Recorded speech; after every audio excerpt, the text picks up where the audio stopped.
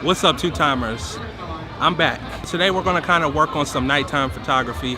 Here I am on the beach. There's a lot of light sources that we can use to take full advantage of taking pictures at nighttime. So I'm going to show you guys a few tricks and hopefully get some good pictures out of here. Let's do it. Ladies and gentlemen, here we go again.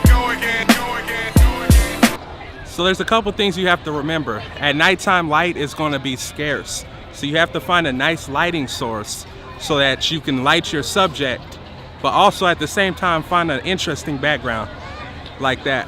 Another thing you want to remember is bokeh is your friend.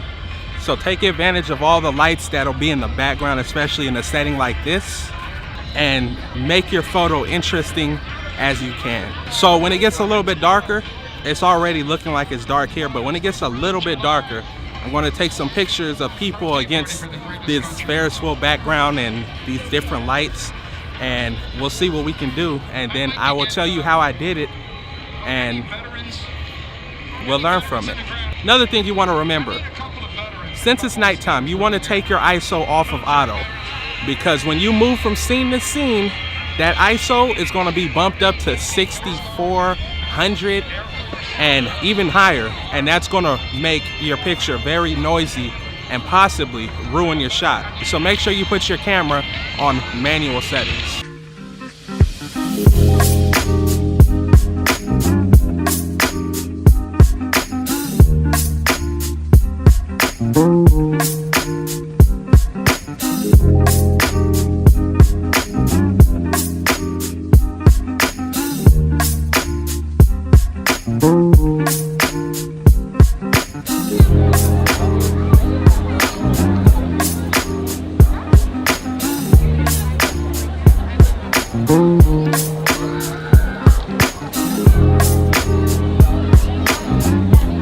Another thing you're going to have to worry about is a low f-stop.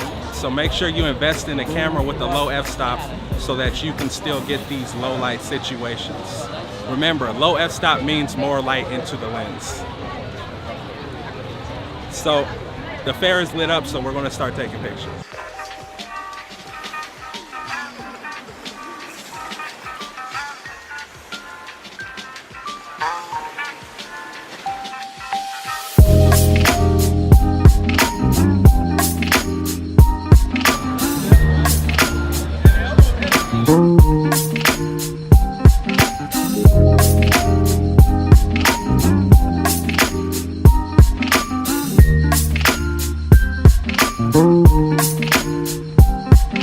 So we had to take a break from shooting because it got too dark and I had no light source. We took a couple pictures of my niece here, took a couple pictures of the wife. When I get back to the hotel, we'll go over them and talk about what happened. Basically, to sum it up, low f-stop, make sure you get a lens that has low f-stop, as low ISO as you can go, and of course you want the shutter speed to be like 125. So work all that out, get yourself an external light source. It can be a sign, it can be a store, anything you can get to kind of light the subject, and then make sure you get that crazy bokeh in the background so that the picture looks great. So let's cut this back and I'll see you in the hotel. So basically, where I left off was we had just finished taking those nighttime photos, and I was gonna go to the hotel and, basically show you guys the photos. But that didn't work out. I am now back at home. I'm at work right now, and I'm just gonna show you the photos. So take a look.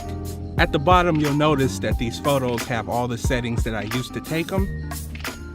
Pretty much, it was a success. Of course, I could work on how I pose my models, but I'm not a professional photographer, so I'm still trying to get that down. But these pictures came out pretty good. I love the colors, I love the bokeh in the background. The subject is, seeable. So I would say it was a success. You guys let me know if you like these pictures. There's only a few of them.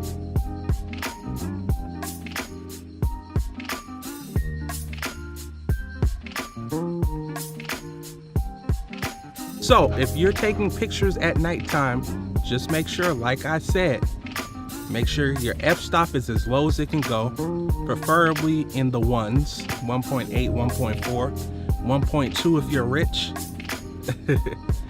Make sure your ISO is as low as you can tolerate and still get a good picture.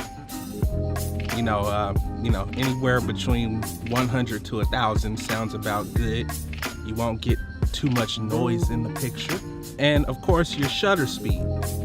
Make sure your shutter speed is okay so that you can still take crisp pictures handheld, but still low enough that you can get enough light to get your picture correct. So, you know, anywhere from like 160 to 200 sounds about good for handheld pictures. But if you're using a tripod or something, you can go way lower than that. And if you have some kind of Terminator-ish type hand that doesn't shake at all, you can go low too, I guess. Yeah. But for everybody else who wondered where I am, I kind of burnt out. I took a creative break. You know, I had to refocus on why I do YouTube and basically, you know, get my nerve back. It did help. I definitely needed that break. Plus it was a holiday and I was working a lot, and I'm back. You know, if you do something for too long and you do it all the time, eventually you're going to get to the point where you're kind of not feeling it like you felt it when you first started. And I was losing that feeling. And these little 3 weeks that I've had off have really made me miss YouTube, made me miss editing videos and taking videos. So we're gonna try to get back on track. If you stuck around, thank you. I miss all of you, and you guys are the real two-timers. If you left, well,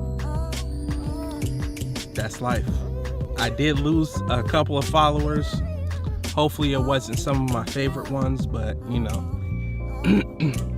I'm not a robot. I got a life. I got things to do, got feelings and all that, you know, that stuff.